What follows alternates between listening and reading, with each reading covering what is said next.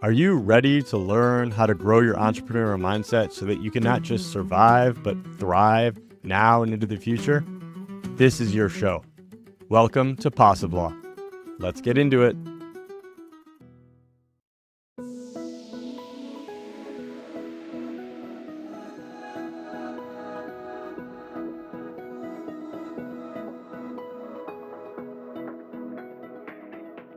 Aditya, so happy to have you on PossibLaw today. I'm really excited about the conversation.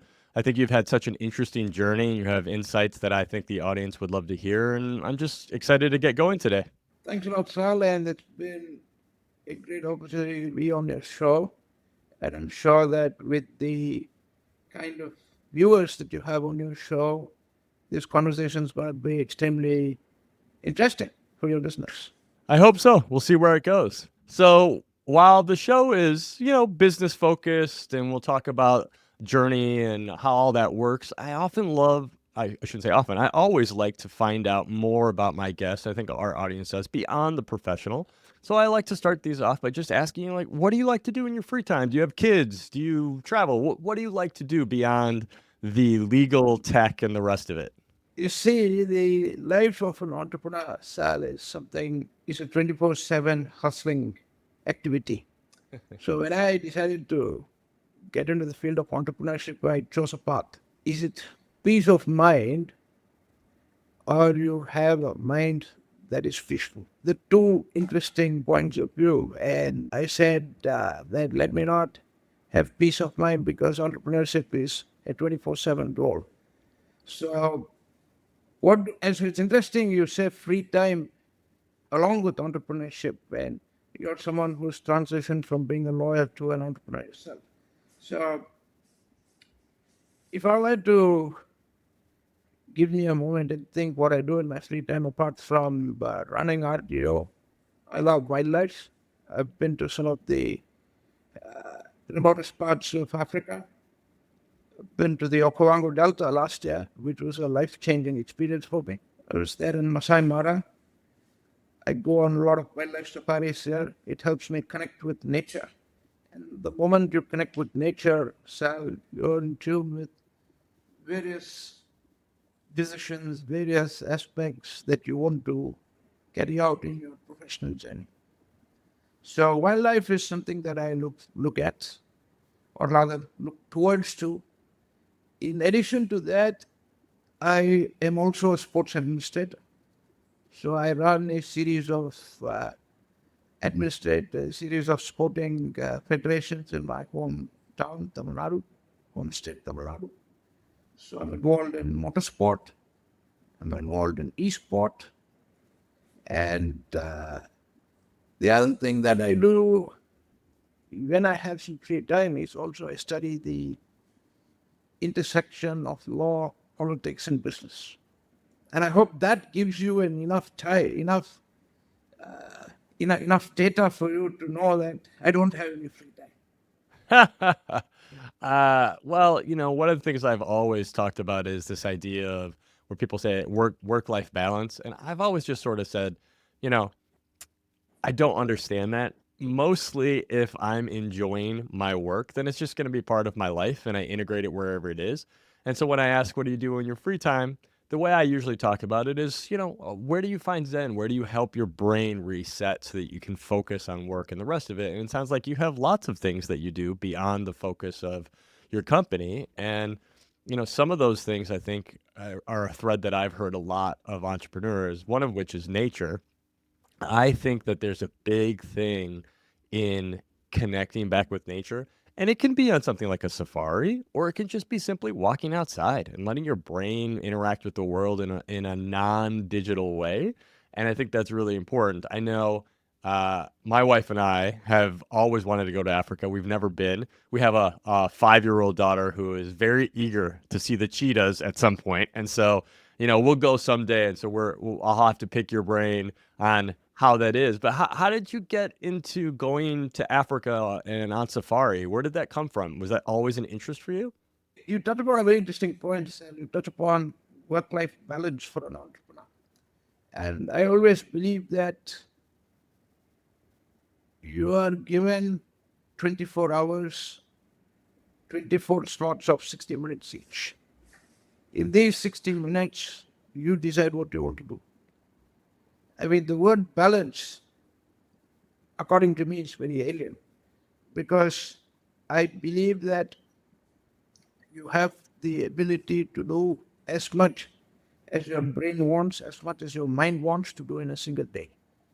So if you choose to be the best in, say, entrepreneurship, where you have, say, 24 hours, it's down to that individual's ability and capacity to understand what they're good at and do and excel in that. Why did I get into wildlife? I think it was very, I mean, how do I put that? It's possibly a calling of nature. It was a calling of nature because the first six safaris, this is something a fun fact about me. The first six safaris that I had gone to, I saw zero sighting of the cats, of the big cats. Oh, really? It just you about perseverance. After six sightings, you may want to give up on wildlife. So nature teaches you how to be resilient. Nature teaches you how to be persevering. So then, how do you course correct? So in India, we have a very interesting wildlife guide who is an Italian based in Pune. So I met her and she said, Aditya, the next time that you are in India, I will take you to some of the best tiger safaris in the country. And sure shot, you will see a tiger. Now, this was something she told me when I was in Masai Mara along with her. And believe you me, Sal, I came back to India. We went on a safari with her. 6 safaris, 12 morning, evening journeys into the core and the buffer zone, zero sightings. I go with my Italian guide in Pune, from Pune in India. 3 safaris, 3 days, 6 safaris. I saw 12 sightings. That shows two things. It tells me that never give up. It tells me always be persevere. It tells me always be resilient. It tells me that when it is impossible is when you should not give up. And like for me, that is one of the biggest lessons. Ever since then, and I've always, whenever I wanted to recalibrate myself, whenever I wanted to retweak how I look at things, I seek comfort in the wild. I love that. I think perseverance is an unheralded skill, whether in entrepreneurship or otherwise, and also being able to find the value, the positivity in something that maybe wasn't exactly what you expected, right? I mean, you go on a safari expecting to see certain things, you don't see them, you can be very negative about that, or you can just take it as part of the journey and enjoy the time you did have. And so I love that. I think that whether you're an entrepreneur, in a regular job, whatever it might be, finding value in both the downsides and the good things is really part of how your journey can succeed and how you can really enjoy and find meaning in your life. And so I think that's great. I'm also curious. So you love nature and you love sports. And I know in chatting with you, sports has always been something you've really cared about. And so what got you into being like a sports administrator versus just the standard, me who sits behind the sidelines and watches and cheers teams on? How did you get into that? See, I keep getting this question all the time. What do you do? What does sports administrator mean?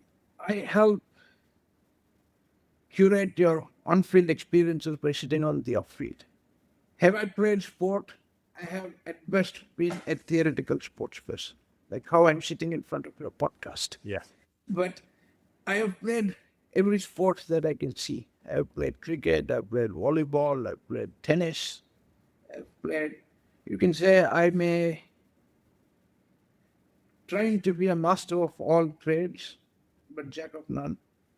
But having said that, Sal, I've always loved the politics side of life. I've always loved the intersection of sports law, business, politics ever since I got to know what each of this felt meant. So for me, being a sports administrator is sort of a calling because it helps me shape better experiences for people. So, for example, I'm a committee member of one of the oldest motorsport clubs in the country. It gives me the ability to contribute in my own way, something that I have not done had I been a racer. So that way, being a sports administrator gives you a sense of giving back to the society. It gives you a sense of giving back to sport. It gives you a sense of satisfaction, fulfillment. And I believe that if entrepreneurship is also a great tool of giving back to your peers, your industry. And sports administration is a great lesson because it teaches you about management of egos. It teaches you about how to where logic is perhaps last on the priority list. I'd never until I, it's funny, until I went to law school, I'd never really thought about the business of sports, right? The law of sports so much. I grew up playing sports, and so I was either in it participating or watching as a spectator, as you. And then you get into law and you start realizing all the nuance of how things work and why they work and the rules, and that the rules, are kind of decided by some sort of governing body. And I love that you talk about it from wanting to shape experience, because I think that is a lot of entrepreneurship. I think that's a lot of law, right? You're shaping experiences of others and you're trying to do better. And I love that. On the motorsports side of it, what are the motorsports? Is this like, I think motorsports, I think like motorcycles, or I think like Formula One or stuff like that. When you say motorsports, what kind of stuff does that mean? In India, we have what's called as the Federation of Motorsports Clubs of India, which is the FMSCI, which is the apex body that controls all the formula motorsports of the country. So it's affiliated with the FIA, which is the global body. And within FMSCI, I sit on the committee of the Madras Motorsports Club. And the Madras Motorsports Club is the oldest motorsports club. It was, in fact, the founder of the FMSCI way back around 65, 70 years ago now. And I have the privilege of being on the committee for the last 8 to 10 years in my capacity as a lawyer. So now you see how sports, law, entrepreneurship, and administration weave together. I began my career as a sports lawyer. And when I came back from Cardiff University in 2010, I always had that passion for sports law and began my career. I had the opportunity to work in some of the most interesting cases, from cricket to motorsport to even futsal, for that matter. So that gave me a ringside purview into the business of sport. I'm so curious as to some of these stories that you said, like how the intersection of business and law. What kinds of stuff came to you when you were practicing in that world? So let me give you a very interesting example. India had what was sometime around 2014 or 15. We had the advent of Premier Futsal League.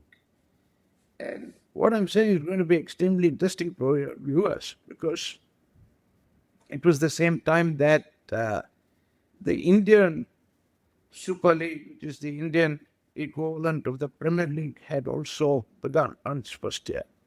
So futsal was a five-a-side football, and it had some of the best marquee names, such as Luis Figo, who was the president of the Premier Futsal, of which I was one of the lawyers initially for the first 2 years of its existence. So we had a very interesting problem to solve. Like in any sporting tussle, you have one faction versus the other faction. And in this case, it was possibly Premier Futsal versus the ruling establishment of the Football Federation. And we had some very interesting lines to cross, if I may say, where we actually succeeded in the narrative of launching the first Premier Futsal League in 2015. Now, that was a very interesting assignment because the first Premier Futsal League was to be inaugurated on July 15th, 2014 at 6 p.m. I was their lawyer. I was sitting in Delhi. It was slightly before my entrepreneurial journey, wearing my legal hat as a sports lawyer. 6 p.m. in Chennai was when the kickoff was scheduled. Until 2 p.m., they did not get sanction from the government. And you had all these players come. You had Deco, you had Figo, you had Paul Scholes, you had all these guys playing for our league. And you had the ruling AIFF, which is the parent body that's affiliated to the FIFA, and they were trying to get the same set of players. These guys didn't want to come. Why would a Premier League player want to play in ISL? Whereas a Premier League player would want to come and play futsal because it's something that's interesting. It's something that will enthuse viewers. So I had to work my black book, if I can say, to get some things up and running. And I was able to succeed. We kicked off at 6 p.m. That is a great story. It shows you how much goes on behind the scenes that fans never pay attention to, right? Just to get a game to go. See, Sal, in every vertical you have the media created heroes, and you have the unsung heroes that enable the media to create front-facing heroes. I think that is a exactly accurate way to think about what the average fan or average person pays attention to. And I do love part of my show is talking to the unsung sort of heroes, all the people that do all this other work that people don't see always, but is just as important. I think that is actually a really great transition because one of the questions that I really wanted to have a conversation with you about is, this intersection of law and politics and business. I think is fascinating. In pretty much every country, law plays a part in both governing body and how the government works, and obviously it has an integral part in business. And there's a lot of overlap on those two things in lots of different ways. Right now, we are in this age of sort of definitely in legal and everywhere else at this age of AI, right? AI seems to be everywhere. And it has raised a lot of interesting sort of legal questions that overlap on exactly what you're talking about, which is, what's the business benefit? How does government interject itself? And I'm just curious, as somebody that I know critically thinks about these things and is very interested in them, where do you think AI sits right now? Is it this transformational thing that's going to change the world? Is it just another tool? How do you think this overlaps in everything? Should government be playing a very significant role in this, as some people believe? See, firstly, the question of intersection of law, politics, and business is something that is here to stay. It's always been here, right from time immemorial. I mean, only now a lot of us are getting to know what this whole Venn diagram is all about. Where do things overlap? How does it overlap?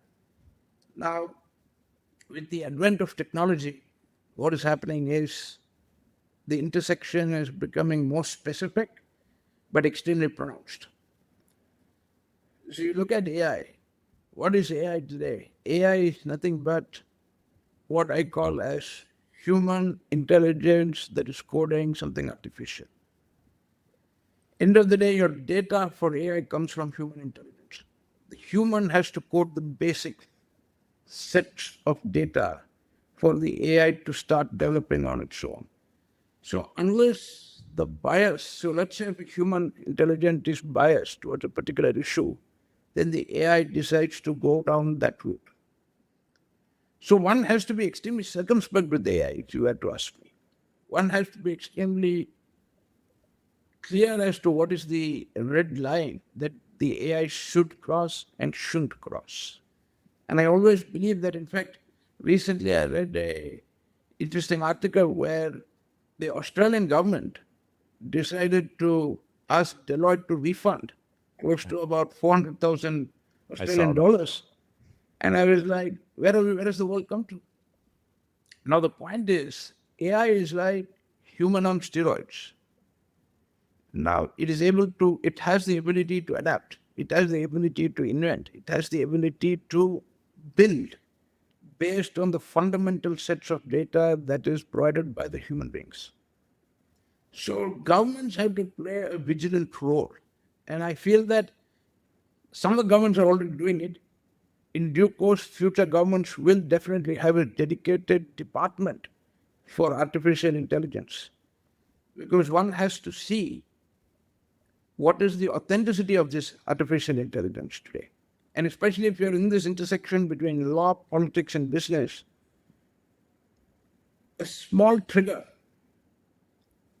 a small spark that is caused by AI can be catastrophic. And we've seen country regimes fallen because of this, because of a spark.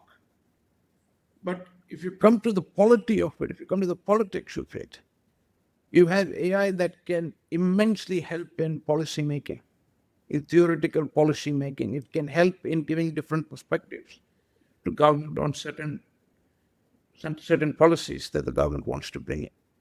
If you look at the business side of it, it can definitely improve the efficiency in certain aspects of technology.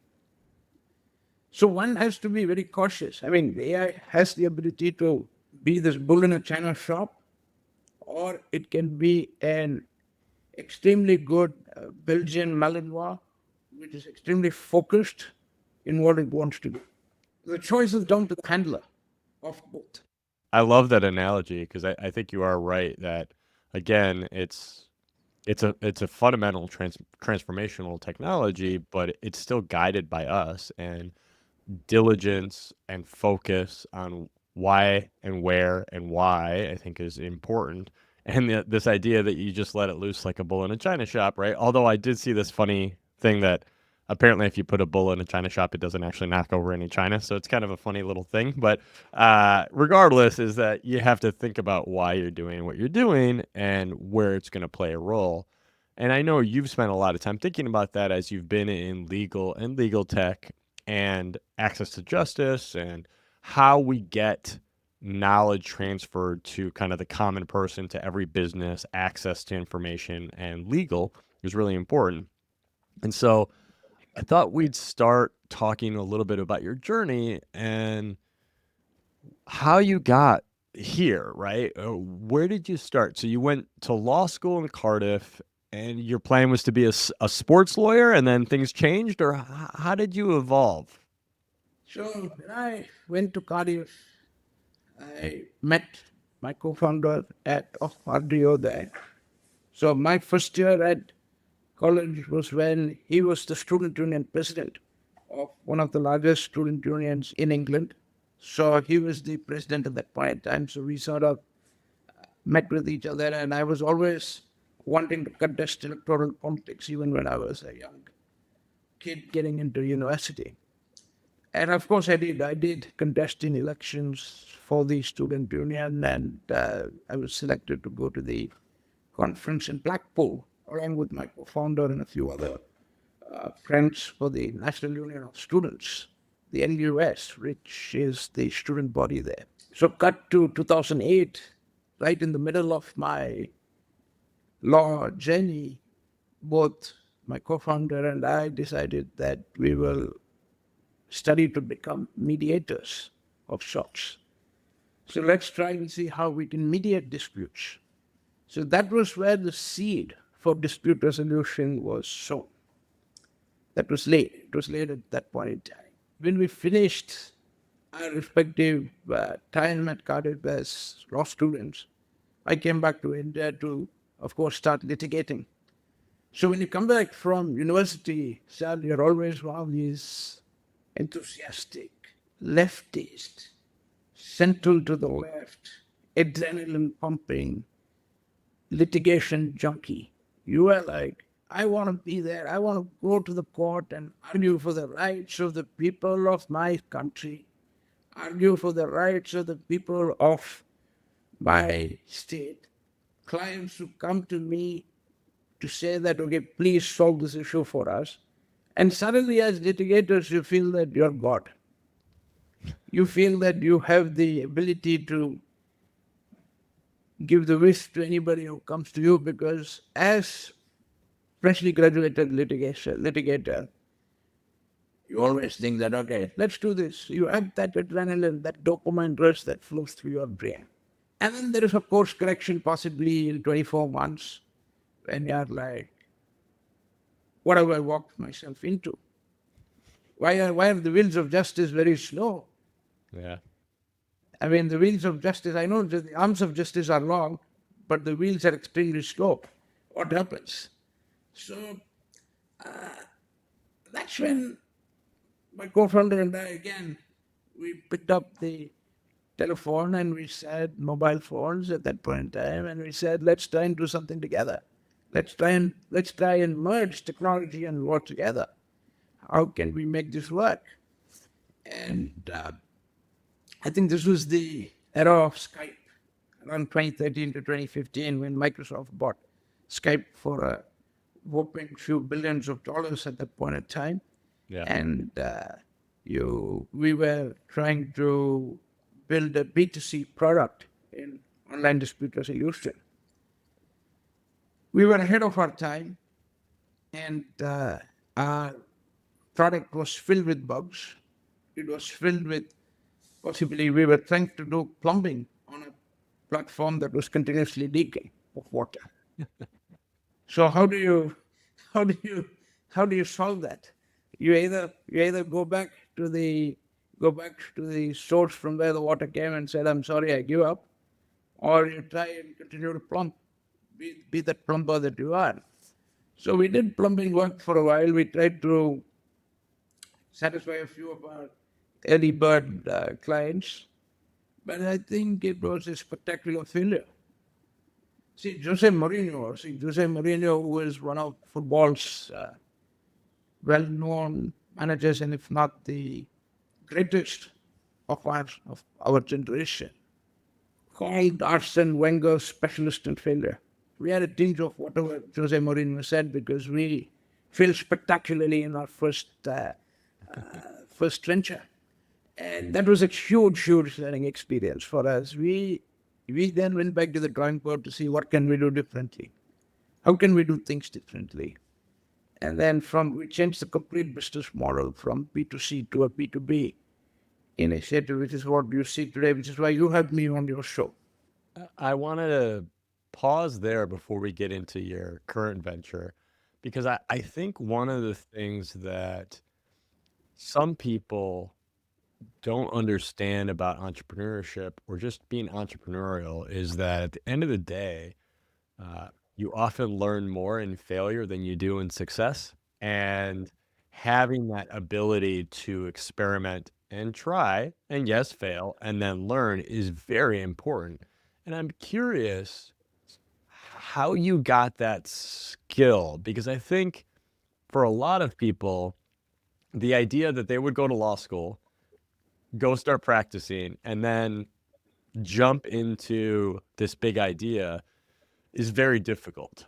And I'm curious, was that something that came from your upbringing? How did you feel comfortable going from practicing lawyer to legal tech startup founder?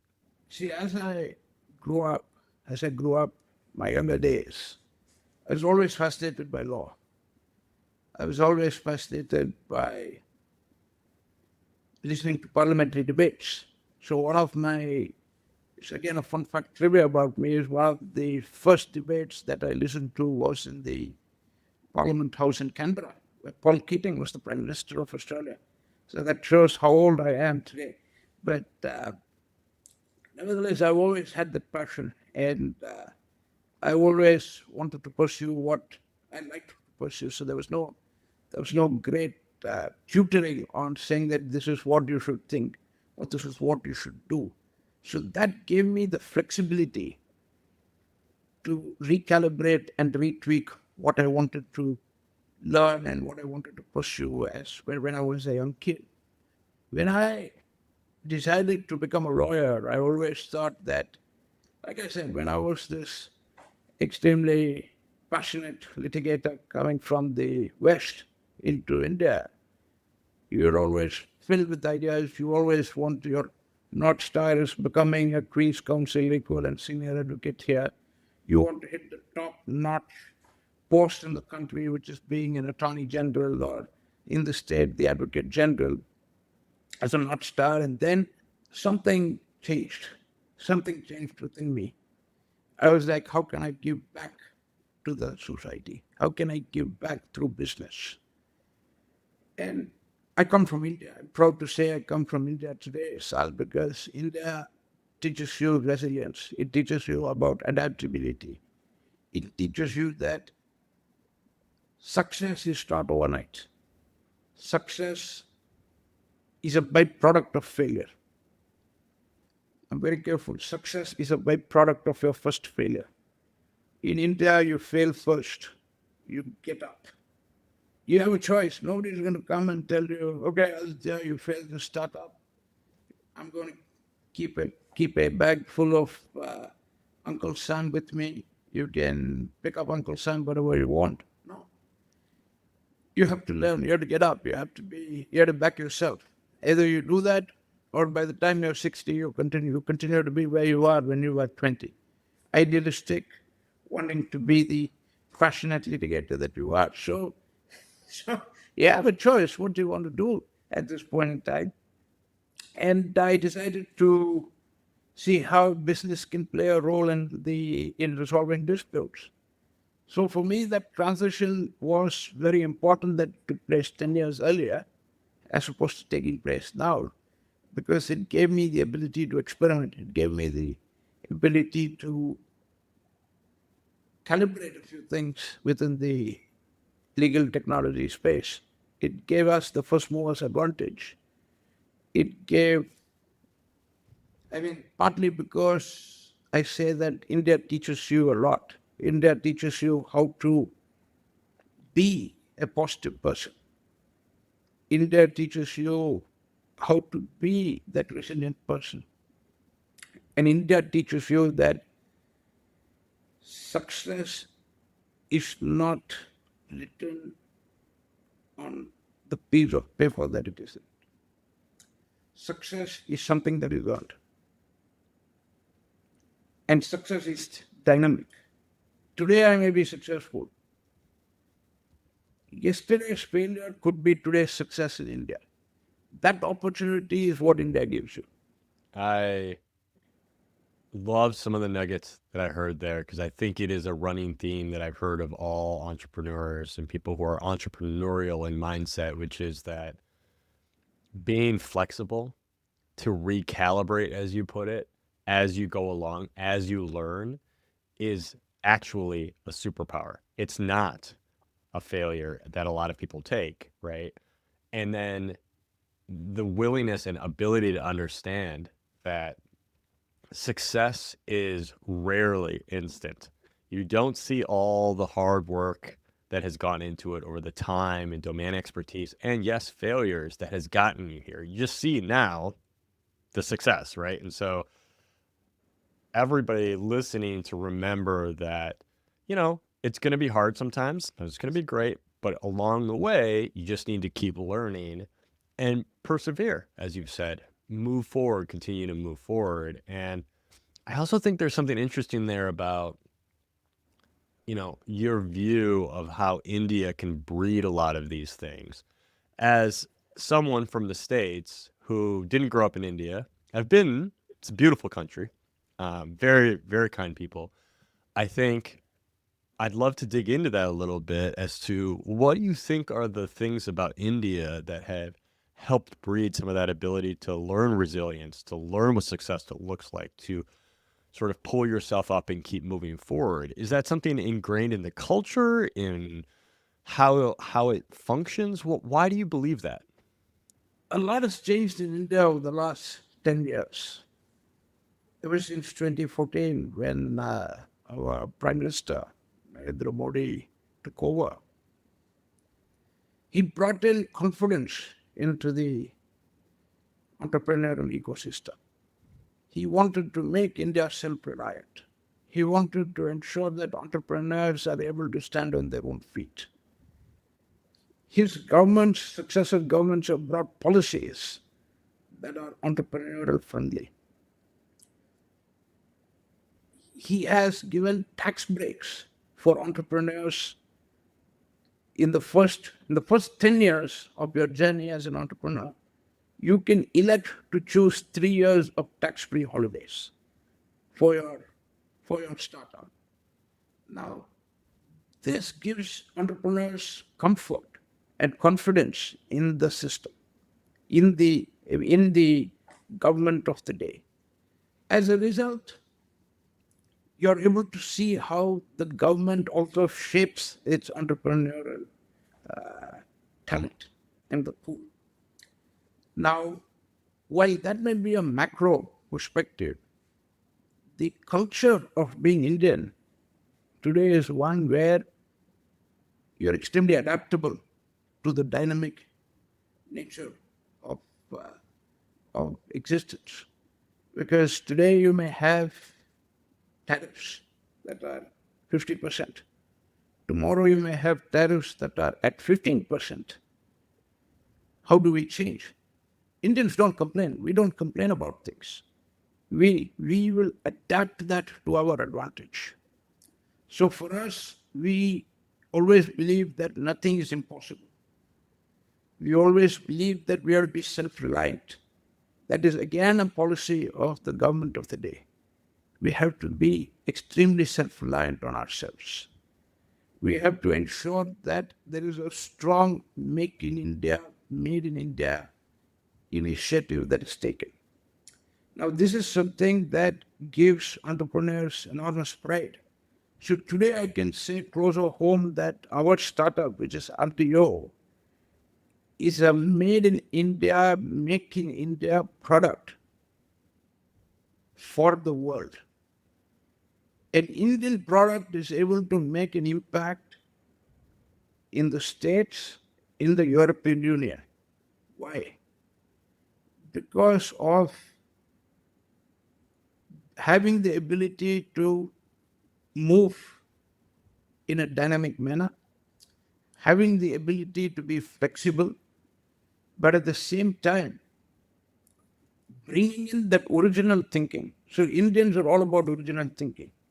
I'm not saying others aren't, but I'm saying because you ask me what makes India stand out, I say that we have the power of original thinking. We have the ability to pull out a Houdini's act in any situation. When things are impossible, we make it possible. We're able to essentially make that impact in whichever field we are in because of our innate ability to be being entrepreneurial nature. I think a lot of the underlying pride you show in your country and your people is incredible. And I think there's something very important about ingenuity and innovation coming from both culturally and also fed to some extent by good policies. And I think that is something that for a long time the United States did a pretty good job of, was helping people be entrepreneurial and try things. And innovation usually doesn't come, I should say, transformational innovation usually comes from the ingenuity of sort of random people with an idea who have a willingness and perseverance to go do it. And part of the reason I really have been doing this show is I think we're in this age where being entrepreneurial, and I always try to separate that from being entrepreneurship, is really important. I think you can be an entrepreneur and start businesses, and I think that it's incredible. But I think you can be entrepreneurial in the sense of growth mindseted, willing to experiment and fail in a corporate job and whatever you do, and move the ball forward as well. And so I love the way you talk about that ingenuity and innovation and where it comes from. I think it's so important in the age we're in right now. I want to transition that to a conversation about RDO and where it fits kind of in the ecosystem of legal tech. Because I also think that there's this interesting idea that has been coming out that you play in, which is, as you said, kind of when you first did the D to C, you were a little bit early. But one of the things I'm seeing more and more of is this idea that a large language model, AI, in some sort of system, can play the judge, right? The arbiter, the mediator, the give people somebody to talk to in some capacity. And I think it's an interesting idea because it has a lot of impact in different ways. Yes, it might be able to give people access in ways they couldn't. Courts are clogged. There's not enough judges. There's not enough opportunity. It's too expensive, all the things. But as you said, large language models are created by humans. And so they have bias and issues and the rest of it. And so I think it's a very interesting intersection as you've talked about it. And so talk to me first about where RDO sits and what you do, and then we can get into a little bit of the underlying questions of like how does this all work and why. So that's actually a couple of strands together. And I think you've given me a very interesting task sharing with your viewers what we do today. We are perhaps at the intersection of resolving disputes in the most effortless and efficient manner. Now, access to justice is a fundamental problem globally. The US is one of the most mature economies, mature dispute resolution economies, where the courts believe that technology will play a critical role. Now, this involves a bit of judicial will and political will from various systems across the world to ensure that technology can be an enabler. And I'm happy to say that the US is a leader in that front. The US is a leader as far as wanting technology to play that pivotal role between two parties to a dispute. And this has helped us grow as well. And this has been the catalyst for growth. So today we are in almost about 4 to 5 states in the US. And we're happy to also say that as RDO, we are able to make a discerning impact in states where constituents are trying to resolve disputes online. So for us, addressing the access to justice problem is paramount, and technology plays that critical role. Secondly, AI is a necessary enabler. I won't say they are a catalyst, but they are a necessary enabler to remove bottlenecks in a dispute or bottlenecks in a legal contract. You cannot replace humans because there is one thing that the AI lacks over a human, and that is empathy. Today, if I were to go to the court and argue my matters, I will know that the human sitting on the other side, who's the judge, has a quality called empathy, which the AI with whom I'm able to type and arrive at a quicker resolution will not have. So the human will, in my opinion, have a lot more empathy than artificial intelligence. But having said that, artificial intelligence is perhaps extremely necessary for the growth of dispute resolution. And I'm of the fundamental view that at RDO, we have to place a very, very self cautious, but at the same time, work in a way where artificial intelligence is able to enable dispute resolution as opposed to replacing humans for dispute resolution.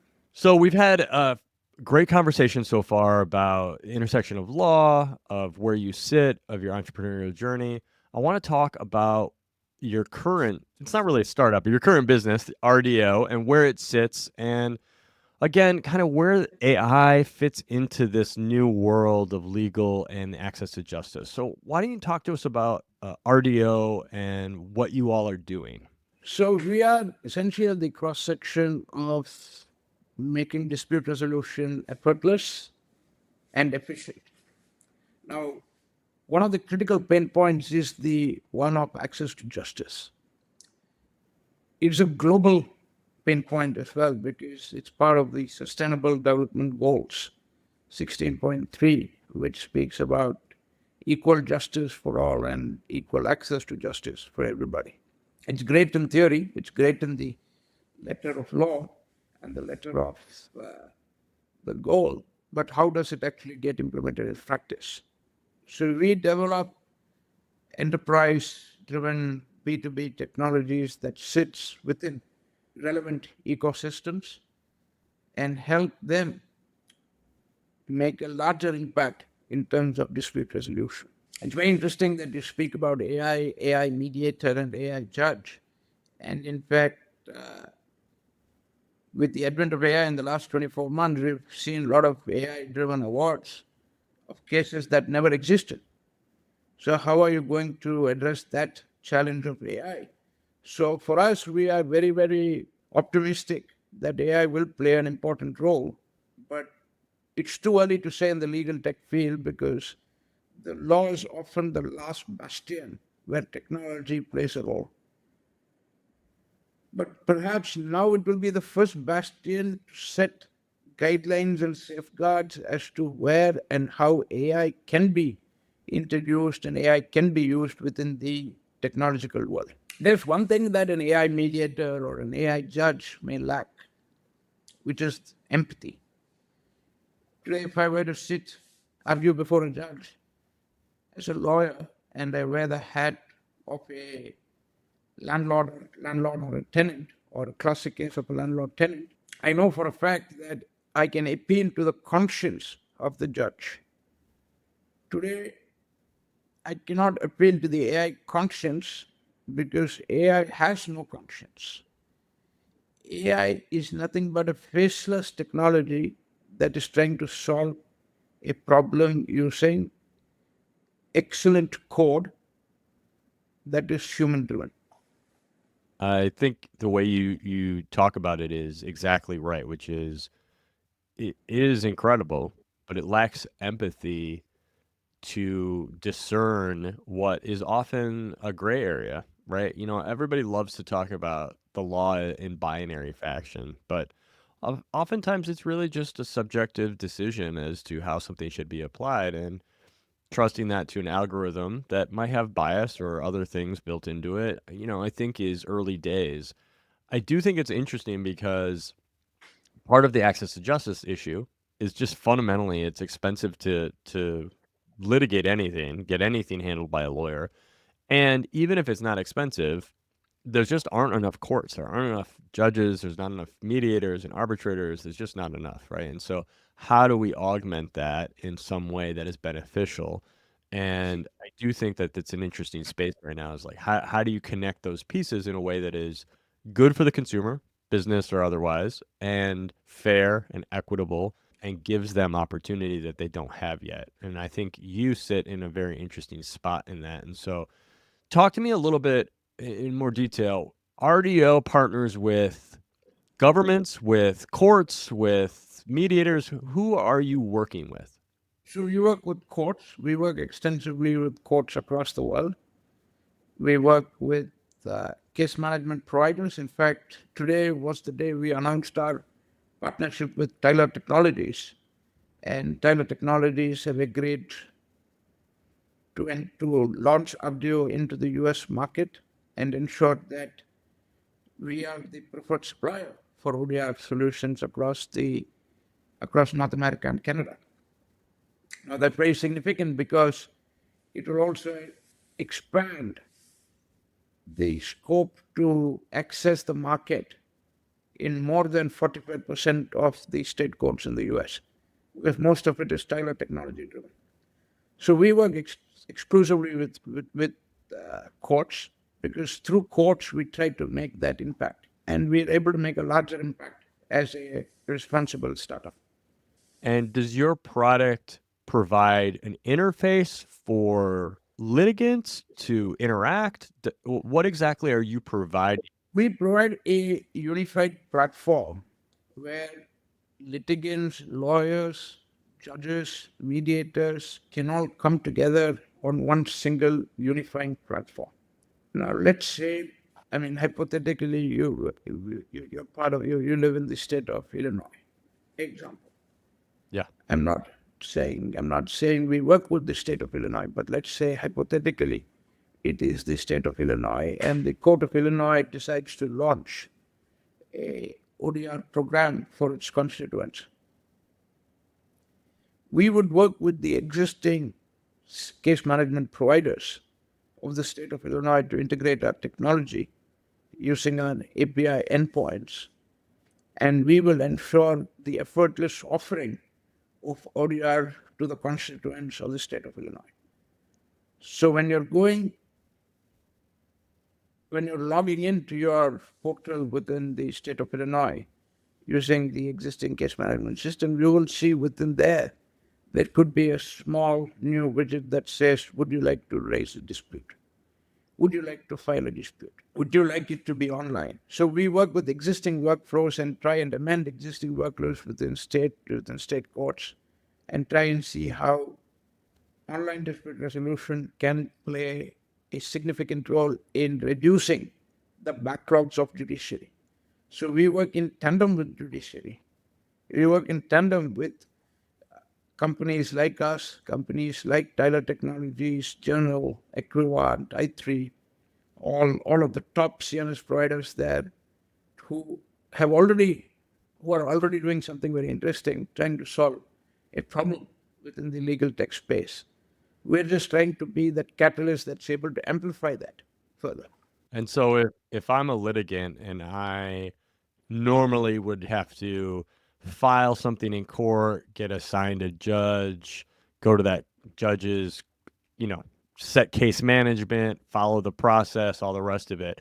If I want to do it online and I am interacting with your platform, is it the same basic workflow? Am I still seeing a regular judge, but it's just all online? How does that work? So it depends on how the state would like to look at it.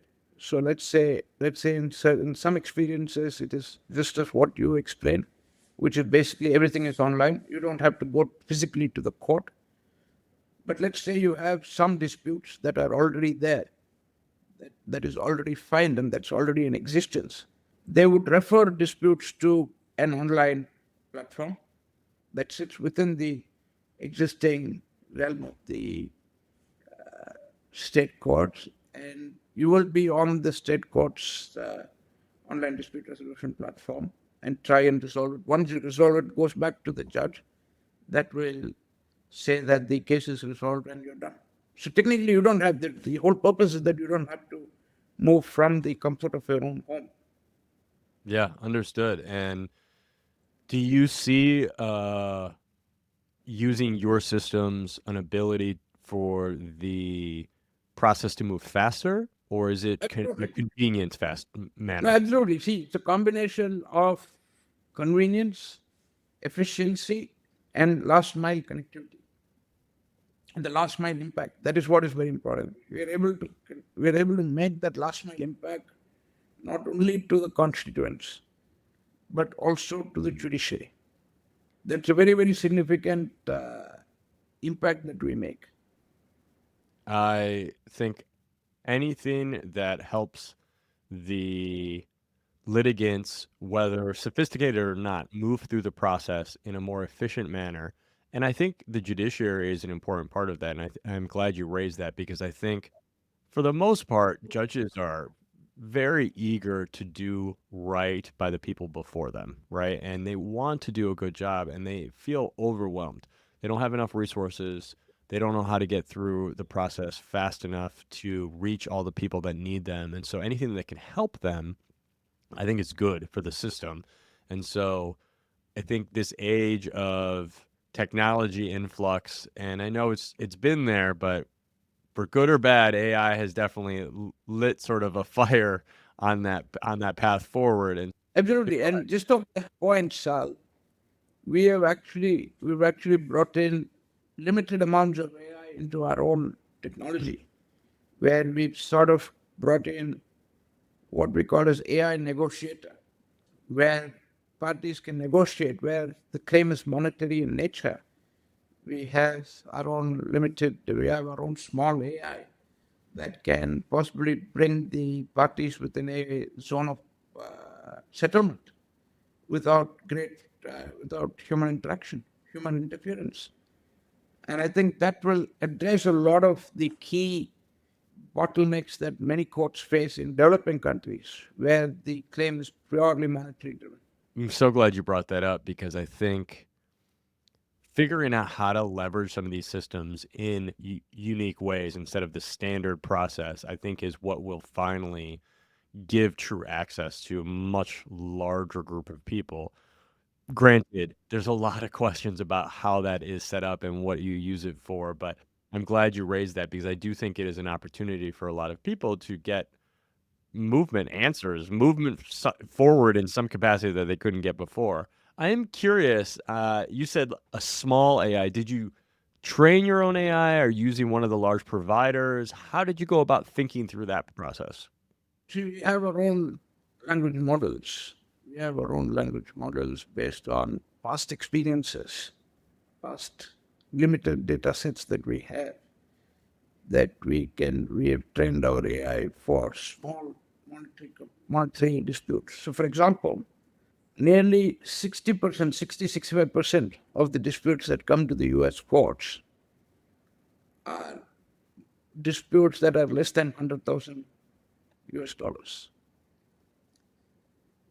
Now, why would I waste time of the court, or why would the court waste its time stuck in a commercial dispute between two parties when the dispute itself is worth only $15,000 to $20,000? In cases like that, our AI negotiator can play a role because it's entirely a faceless exercise. It happens asynchronously on our platform. We are able to ensure that through asynchronous means, you're able to communicate your offer and acceptance between parties using our AI tool. And the moment both sides are able to arrive at a compromise, you have a settlement and the dispute is resolved. Now, how quicker can it get? Figuring that out is both an incredible commercial opportunity and also one that is fundamentally going to, I think, redefine how a large segment of society accesses justice in whatever format you call that, whether it's monetary or otherwise. And so I think that's an amazing path forward, and I applaud you and your team for continuing to push that ball up the mountain or the rock up the mountain of sorts, right? As we close out today, I think your story is inspirational. I think it's one that any entrepreneur, any lawyer, any professional can take, which is be growth mindseted, be willing to recalibrate and continue to adapt and continue to move forward. And when you find something that you have a mission for and a passion for, continue to persevere and move forward. I always ask at the end of these what you would like the audience to take away. What's a nugget that they can take that they can make an actionable change in their life from you today? See, life is all about challenges. Life is all about overcoming hurdles. And in fact, I saw this in close quarters during COVID because, in fact, I leave your viewers with this small experience. In 2021, just 45 days after I got married, I got COVID. And my lungs were 85% compromised. I was in the ICU for 2 months. When you are in the ICU for 2 months, you have two options. Either you wallow in self-pity and seek sympathy, or you decide that what is the best way forward? How do you build that resilience? Now, my time in the hospital for those 2 months has laid the foundation for my entrepreneurial journey forward because it has taught me that time is not infinite. Time is finite. It has taught me that you have 60-hour slots of 24 each in a day. It has taught me, come what may, you have to succeed. you have to achieve. You have to ensure that you balance everything out. It has sort of reignited that fire, that spark, that wanting to be resilient. This life altering situation can come to anybody at any point in time. And for everyone, there will be one life altering situation that arises. For me, it happened when I was 30, 34. For some people, it happens when it is 75 or 76. For some, they have midlife crisis at 45, 46. I mean, that's that you can't control that. But I think I'm thankful to the powers to be that I got this when I was 34. So I know that my next few decades of entrepreneurship, of polity, of business, and of sport is one of purpose. And I think one should find that purpose. You will only find that purpose when life throws you spanner work, when life throws you down the barrel, where you have nothing but your own will, your own motivation, your own perseverance to come up. And I think that is something I would like to leave your viewers with. That is inspirational. I applaud you for the perseverance you've shown, and I can't wait to see what you do when you take that mission and focus and continue pushing forward. Where can people find you? Do you have amazing TikToks somewhere, or how can people find you? People can find me on my website, which is resolvedisputes.online, or people can definitely find me on Instagram. I communicate through Instagram, always Instagram friendly. And if you don't find me in any of these places, you can find me in one of the jungles, anytime, anywhere in the world. I love it. Well, if I ever see you in one of the jungles, I will make sure to say hello. And thank you so much for your time today. I can't wait till we do it again. Thanks a lot, Sal. Thank you so much for this opportunity. If you want to continue building your entrepreneurial mindset and enjoy our content, we would love for you to subscribe, hit the bell, follow along. You can also find us on our Substack, PossibLaw. Abrazos!